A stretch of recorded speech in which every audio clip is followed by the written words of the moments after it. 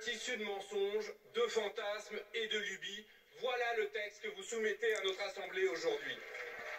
Vous vous en prenez à l'accord franco-algérien de 1968 que vous accusez, je cite, de créer un droit automatique à l'immigration.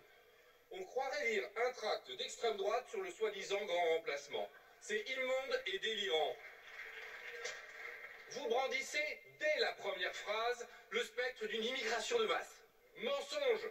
Rappelons les faits. Avec 12% de sa population née à l'étranger, notre pays occupe une position très moyenne parmi les pays de l'Union européenne.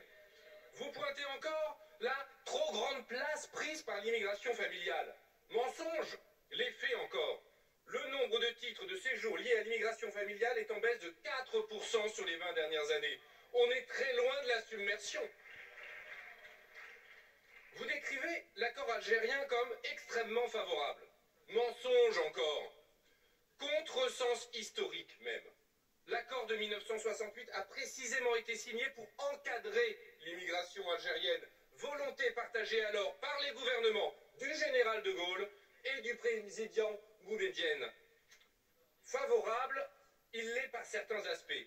L'histoire commune, douloureuse, de nos deux pays le justifie. Mais par d'autres, beaucoup moins. Il est défavorable aux étudiants et il n'exonère nullement les ressortissants algériens des règles d'accès au marché du travail et des règles d'éloignement. Surtout, il y a un fossé entre les dispositions théoriques et la réalité que vivent des dizaines de milliers de gens dans les consulats et les préfectures.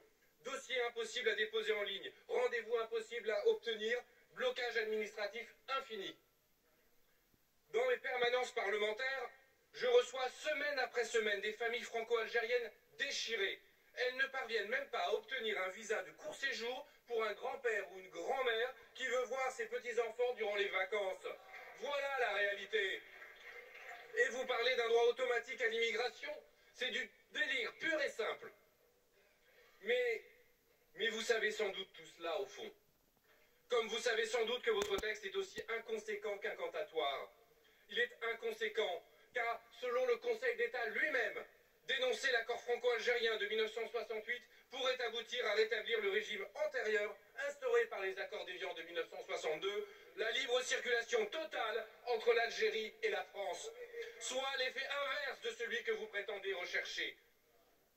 Il est incantatoire, car même si notre Assemblée venait à le voter, ce vote n'a aucune valeur d'injonction sur le président de la République. Lui seul a le pouvoir de dénoncer cet accord bilatéral. Et s'il le dénonçait unilatéralement, comme vous l'appelez de vos voeux, il violerait le droit international et discréditerait la parole de la France. Est-ce que cela que vous voulez? Ce serait insensé, et vous le savez tout aussi bien. Alors, pourquoi vous obstinez? Nous ne le savons que trop. Habité par une obsession morbide, vous rejouez à l'infini la guerre d'Algérie.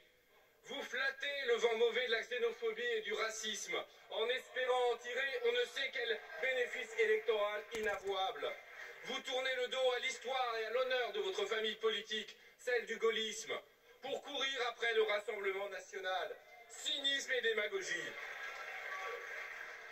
Vous n'êtes pas les seuls dans cette Assemblée à faire ce calcul sordide. D'autres, sur les bancs de la majorité présidentielle, vous disputent la palme et vont aujourd'hui voter avec vous. Honte à vous. Honte à vous, car les conséquences de vos paroles sont graves. Elles alimentent le climat anxiogène, le racisme et l'islamophobie qui étouffent notre pays. Elles font le jeu de l'extrême droite en accréditant ses thèses.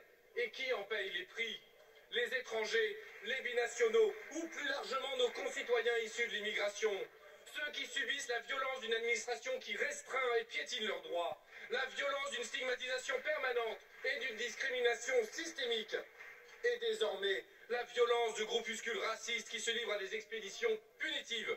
Ces expéditions que vous ne parvenez même plus à condamner, si ce n'est du bout des lèvres. C'est l'État qui se pense lui-même en pensant l'immigration, écrivait le grand sociologue franco-algérien Abdelmalek Sayad.